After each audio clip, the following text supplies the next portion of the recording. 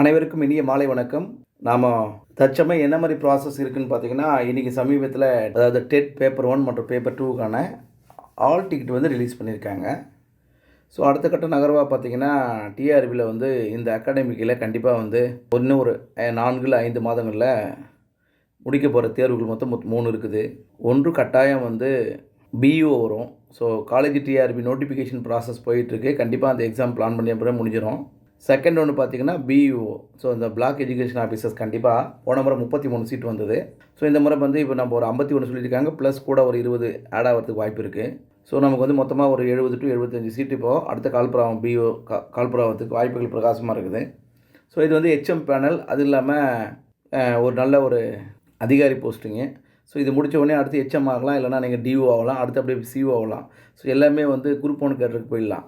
So இதை BEO படிக்கிறது வந்து பார்த்திங்கன்னா டிஎன்பிசினும் போது 10 லட்சம் 14 லட்சம் பேர் எழுதுவாங்க. ஸோ பிஇஓன்னும் போது பார்த்திங்கன்னா பர்டிகுலராக அந்த சப்ஜெக்டில் இருக்கிற அந்த பிஎட் முடித்த டீச்சர்ஸ் மட்டும் தான் எழுத போகிறாங்க.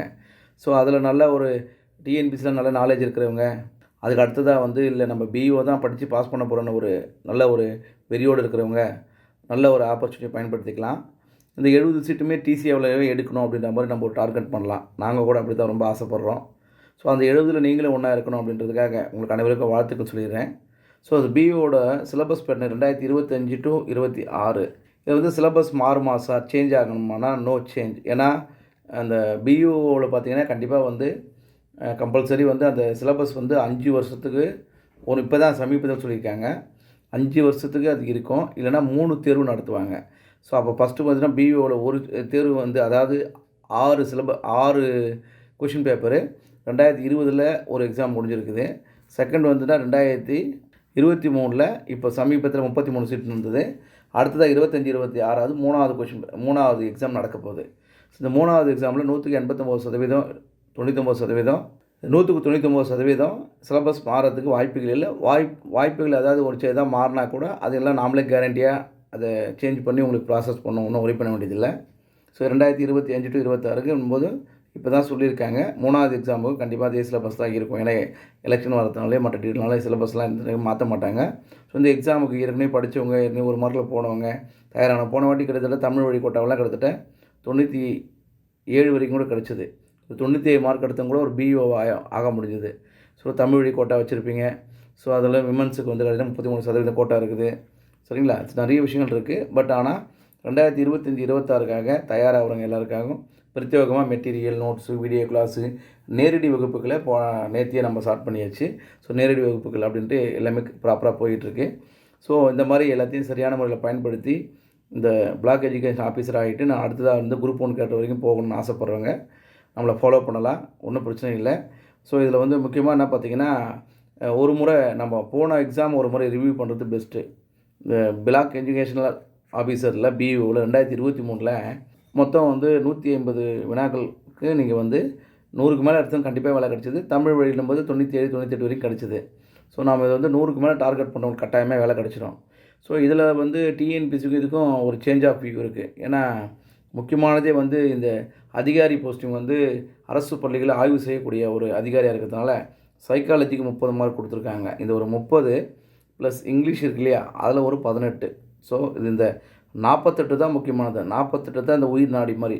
48 முக்கியமாக இதில் ஃபோக்கஸ் பண்ணியிருக்காங்க. நீங்கள் என்ன படிச்சிருந்தாலும் அந்த 48 முதல்ல உள்வாங்கக்கூடிய ஒரு ஆளாக இருக்கணும். அதை முதல்ல தெரிஞ்சு வச்சுக்கோங்க. ஸோ அதனால் மார்க் எந்த மாதிரி எடுத்திருக்காங்கிறத நான் நைட்டே உங்களுக்கு பிரிச்சுட்டேன். ஸோ இந்த ப்ராசஸ் முதல்ல சொல்லிடுறேன். ஸோ நிறைய பேர் இது தான் கேட்டிங்க வந்த உடனே. ஃபஸ்ட்டு பார்ட் 1ல் பார்த்தீங்கன்னா 110 மார்க். ஃபஸ்ட்டு ஜென்ரலாக 30 மார்க் இருக்கும், அது நம்ம எல்லாருமே எழுதிடலாம். அதில் ஒரு 11 மார்க் எடுத்தால் போதுமானது. அது ஜென்ரல், அது ஓகேங்களா? அது நமக்கு தேவைப்பட கட்டாய தமிழ், அது ஒன்றும் பிரச்சனை இல்லை. ஸோ பார்ட் 1ல் பார்த்திங்கன்னா இதுதான் மெயின்ஸில் போயிடுவோம். 110 மார்க்கு. ஸோ ஃபஸ்ட்டு 110 மார்க் பார்த்தீங்கன்னா ஜென்ரலாக என்னென்ன இருக்குதுன்னு பார்த்தீங்கன்னா, தமிழில் 18 மார்க் கேட்டிருக்காங்க. ஸோ தமிழில் இருக்கிற 18 மார்க்கு. ஸோ ஒரு யூனிட்டுக்குள்ளேயே தமிழ், இங்கிலீஷ், மேக்ஸ் நம்ம ஒவ்வொன்றுத்துலேயும் என்னென்ன டாபிக் கொடுத்துருக்காங்க, அந்த டாபிக் உள்ள எந்த மாதிரியெல்லாம் படிக்கணுன்றது பார்த்துட்டு, 3ஆவதாக என்னென்ன கொஷின் வந்திருக்குன்னு பார்த்துருவோம். 4ஆவதாக எந்த வாட்டி என்ன மாதிரி வரப்போகுதுன்றது நம்ம பார்த்துருவோம். அப்போ தான் நமக்கு ஒரு ஸ்டாண்டர்டான ஒரு ஐடியா கிடச்சிடும். ஃபஸ்ட்டு வந்து பார்த்திங்கன்னா இந்த ஃபஸ்ட்டு 110ல் என்ன கொடுத்துருக்காங்கன்னா தமிழில் 18 மார்க். சரிங்களா? தமிழ்னும் போது நம்ம அவங்க பிஏ தமிழ்லேருந்து சில குறிப்புகளாக பாடங்களாக இருக்குது. அதனால் தமிழில் 18 மார்க்கு. அடுத்தாவது இங்கிலீஷில் 18 மார்க்கு. இங்கிலீஷ்லேயும் 18 மார்க் என்ன சார் வருதுன்னு கேட்டிங்கன்னா, ஸோ பிஏ இங்கிலீஷ் படிக்கிறாங்க இல்லையா, அவங்களுக்கான இந்த ப்ரோஸு, பொயட்ரி ப்ளஸ்ஸு லிட்ரேச்சர்ஸ் அதெல்லாம் கொஞ்சம் கூட ஆட் ஆகி வருது. இதுலேயும் 18 மார்க். மேக்ஸில் பார்த்தீங்கன்னா எவ்வளோ சார் வருதுன்னா, மேக்ஸ் அண்ட் மென்டல் எபிலிட்டி ரெண்டுமே ஒன்றா வச்சுக்கலாம் நீங்கள். ஸோ மேக்ஸ் அண்ட் மென்டல் எபிலிட்டின்னு பார்த்தோன்னா ஒரு 5 to 5 இருக்குது. மற்றபடி எல்லாமே மேத்தமெட்டிக்ஸில் நம்ம வழக்கமாக டிஎன்பிசியில் அட்டன் பண்ணுற மாதிரி தான் இருக்குது. ஸோ இதில் வந்து உங்களுக்கு 20 மார்க்கு அப்படியே லம்பாக 20 மார்க் இருக்குது. ஸோ அடுத்ததாக பார்த்திங்கன்னா ஹிஸ்ட்ரி, அதாவது நேஷ்னல் மூமெண்ட், அதாவது கரண்ட் மூமெண்ட்டில் இருக்கிற ஹிஸ்ட்ரி வந்து 20 மார்க்கு. அதில் பார்த்திங்கன்னா 13 மார்க் வந்து அது யூனிட்டாக கொடுத்துருக்காங்க. அதனால் ஹிஸ்ட்ரியில் வந்து 13 மார்க்கும், கான்ஸ்டியூஷன் இருக்கு இல்லையா, அதை வந்து இது கூட ஆட் பண்ணி ஒரு 7 மார்க்குமா சேர்த்து எல்லாம் ஹிஸ்ட்ரின்ற கான்செப்டில் 20 மார்க் அதில் கொடுத்துருக்காங்க. ஸோ அடுத்தது ஜியோகிராஃபி அண்ட் எக்கனாமிக்ஸ் வந்து பார்த்திங்கன்னா புவியியல்சார் கூறுகள் அப்படின்னு சொல்லுவாங்க.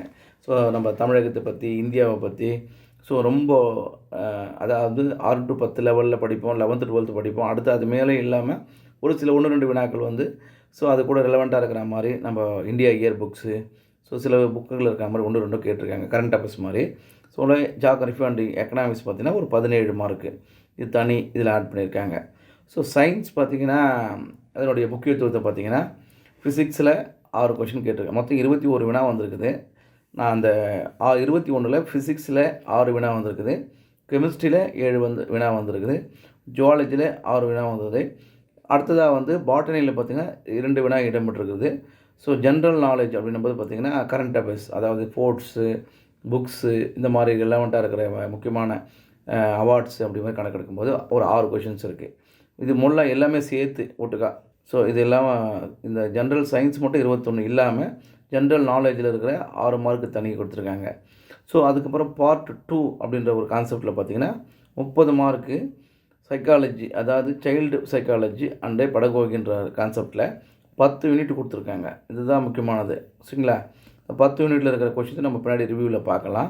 ஸோ எல்லாம் ஒட்டுக்கா சேர்த்து 150 மார்க் எடுத்துருக்கோம். ஸோ இதில் வந்து நான் என்ன சார் மார்க் எடுக்கணும் அப்படின்னு பார்த்தீங்கன்னா, நீங்கள் வந்து ஒரு 90 மதிப்பெண் சரியான முறையில் படித்து எடுக்கக்கூடிய ஒரு ஆளாக இருக்கணும். 90க்கு அப்புறமா வந்து நீங்கள் வந்து கெஸ் பண்ணி போட்டால் கூட குறைஞ்சபட்சம் ப்ளஸ் 20 மார்க் எடுக்கக்கூடிய ஒரு ஆளாக இருந்தால் போதுமானது. ஸோ 110 மார்க் இருந்தால் 100க்கு 200 மடங்கு உங்களுக்கு வேலை கன்ஃபார்ம் ஆகிடும். அப்போது இதில் இருக்கிற இந்த டாபிக் வைஸில் 90 மார்க்கு சரியான விலையில் போடுற அளவுக்கு ரெடி ஆகிட்டு, மீதிக்கிற 60 மார்க்கில் நாம் வந்து ஒத்தியாரேட்டியாவோ இங்கி பாங்கி போடுற மாதிரி கூட ஆனால் குறைஞ்சபட்சம் 110 மார்க் எடுக்க முடியும். இது என்ன மாதிரி ஸ்ட்ராட்டஜியில் எடுக்கலாம், என்னென்ன பண்ணலாம், எந்தெந்த கொஷின் எந்தெந்த புக்கில் வந்து வந்திருக்கு, ஸோ எந்த மாதிரிலாம் இவங்க கொஷின்ஸ் உள்ள பிரேமாகி வராங்க அப்படின்றதெல்லாம் நாம் அடுத்தடுத்து வரக்கூடிய வீடியோக்குள்ளே ரொம்ப தெளிவாக நம்ம பார்த்துருவோம். ஸோ அப்போது இந்த வாட்டி பிஇஓவில் ஒரு 70 சீட் கன்ஃபார்மாக கால்பர் ஆகுது அப்படின்னா, ஸோ 3 மாதத்துலேயே அதை முடிச்சிருவாங்க, போஸ்டிங்கு கண்டிப்பாக போட்டுருவாங்க. ஸோ அப்படி போடும்போது பார்த்திங்கன்னா அந்த 70க்குள்ளே நீங்களும் ஒரு ஆளாக இருக்கணும் அப்படின்னும்போது நான் சொன்ன மாதிரி 90 + ஒரு 20, ஸோ 110 மார்க் அபோவ் அப்படின்ற டார்கெட்டில் ரீச் பண்ணுறவங்க எல்லாருக்குமே 100க்கு 100% வேலை கிடைச்சிரும். ஸோ இந்த முறை இந்த பிஇஓ பிளாக் எஜுகேஷன் ஆஃபீஸர், அதாவது நீங்கள் வாத்தியாரி டீச்சர்ன்றதெல்லாம் தாண்டி அவங்களுக்கு மேலே ஒரு அதிகாரின்ற போஸ்டிங் வந்து கிக்காக தான் இருக்கும். ஸோ அதை விரும்புகிறவங்க, அதை அடையணும்னு நினைக்கிறவங்களுக்கு ரொம்ப பெரிய லெவலில் ஹெல்ப்ஃபுல்லாக இருக்கும். ஸோ நான் சொன்ன மாதிரி இதில் வந்து உங்களுக்கு வெற்றி முழுக்க தீர்மானிக்கக்கூடிய ஒன்று வந்து பார்த்திங்கன்னா சைக்காலஜியில் 30 மார்க்கு ப்ளஸ் இந்த இங்கிலீஷ் ஒரு 18 மார்க்கு. அது கூட மற்றதெல்லாம் உங்களுக்கு டிஎன்பிசியில் படித்த நாலேஜ் அப்டேட் இருக்குது சார் போதும்னு நீங்கள் நினச்சா கூட கரண்ட் அஃபேர்ஸ் இப்போது இன்றைக்கி சிஎம்எஸ் இந்த செயற்கைக்கோள் வரைக்கும் இன்றைக்கி வரைக்கும் அப்டேட் வரைக்கும் இருக்கும். எத்திக்ஸ் அப்படின்ற ஒரு கான்செப்டில் ஒரு இன்டர்நேஷ்னல் கான்ஃபரன்ஸ் நடக்குது. ஸோ அந்த மாதிரி எஜுகேஷன் டிபார்ட்மெண்ட்டில் அந்த மாதிரி இருக்கிற அப்டேட் வரைக்கும் கேட்க வாய்ப்புகள் இருக்குது. ஸோ நாம் இது எல்லாமே தெளிவாகிட்டு தமிழ் வழியில் படிக்கிறவங்களுக்கு தரமான முறையில் புத்தகங்கள், நோட்ஸ், புக்ஸ் எல்லாமே ப்ராப்பராக இருக்கும். எல்லாமே வந்து தொகுத்துருக்கு. ஸோ 7 யூனிட் சால்வ்டு பேப்பர் இருக்குது, எல்லாமே நீங்கள் பயன்படுத்திக்கலாம். ஸோ இந்த 150 மதிப்பெண்களை நான் சொன்ன மாதிரி 110 மதிப்பெண்களை கடப்பதற்கான அந்த நிகழ்வுகள் சரியான முறையில் இருக்குமானால், அந்த அளவுக்கு போடக்கூடிய உழைப்பு உங்களோட இருக்குமானால் 100க்கு 100% நீங்கள் பிஇஓ பிளாக் எஜுகேஷன் ஆஃபீஸராக வெற்றி பெறுவீர்கள் என்று உங்களுக்கு உத்தரவாதம் அளிக்கிறேன். அதனால் நீங்கள் தயாராகுங்கள். அதாவது இந்த பிஇஓ எக்ஸாம் பொறுத்த வரைக்கும் இப்போயே சொல்லிடுறேன், இப்போயே நீங்கள் சனி ஞாயிறுலேருந்து இப்போ கிளாஸ் ஸ்டார்ட் பண்ணுறது இல்லை ஆன்லைனில் படிக்க ஆரம்பிச்சிருக்கு. ஏன்னா இந்த நோட்டிஃபிகேஷன் வந்தால் அதாவது நமக்கு தெரிந்த வட்டார தகவலின்படி ஒரு 50 நாள் தான் உங்களுக்கு டைம் கொடுப்பாங்க. ஸோ 50 நாளுக்குள்ளே பிஓ எக்ஸாம் முடிஞ்சிடும். ஸோ இடையில பண்டிகைலாம் வரப்போகுது. ஸோ அதெல்லாம் இப்போ ஃபேஸ் பண்ணணும்.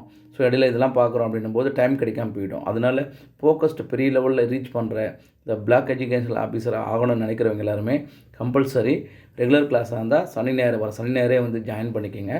இல்லை வீடியோ கிளாஸ் தான் சார் வேணும், நான் வீட்டிலேருந்தே படிக்கிற அளவுக்கு ஃபோக்கஸில் இருக்கிறேன் அப்படின்னா நீங்கள் ப்ராசஸை வீட்டிலேருந்தே தொடங்கினா ஆன்லைனில் வேணாலும் வாங்கிக்கலாம்.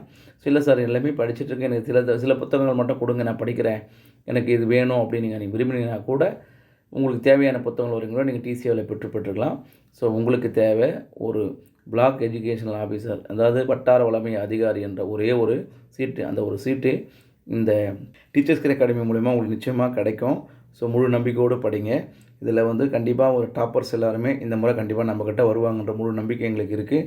ஸோ நேரடி வகுப்புலையும் நீங்கள் கலந்துக்கலாம், அல்லது ஆன்லைன் ரெக்கார்டட் வீடியோ கிளாஸ்லையும் நீங்கள் பகிர்ந்துக்கலாம். எது படித்தாலும் நமக்கு தேவை ஒரு வேலை. ஸோ 110க்கு மேலே எடுப்போம், நம்ம விரும்பினபடி பிளாக் எஜுகேஷன் ஆஃபீஸராக நம்ம பணியில் சேருவோம் அப்படின்ட்டு உங்கள் அனைவரையும் நான் வந்து இந்த டைமில் வாழ்த்துறேன். ஸோ அடுத்ததாக பார்த்தீங்கன்னா நீங்கள் செய்ய வேண்டியது முக்கியமானது.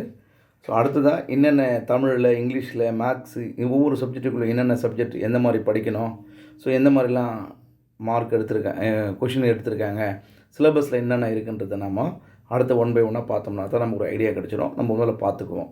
ஸோ நீங்கள் வந்தால் கூட ஜாயின் பண்ணும்போது முதலே உங்களுக்கு சிலபஸ் கொடுத்துருவாங்க. பட் ப்ரீவியஸ் கொஷின்ஸ்லாம் கொடுப்பாங்க, அதை வாங்கி வச்சுக்கோங்க. ஸோ வாங்கி வச்சுட்டு படிக்க ஆரம்பிச்சிருங்க. நம்ம அடுத்ததாக இப்போது ஒவ்வொரு சப்ஜெக்ட்டுக்குள்ளே என்னென்ன கேட்குறாங்க அப்படின்றத நம்ம ஒரு ப்ரீஃபாக ஒரு ஐடியா பண்ணி பார்த்துடலாம். சரிங்களா? ஓகே டீச்சர், வாழ்த்துக்கள்.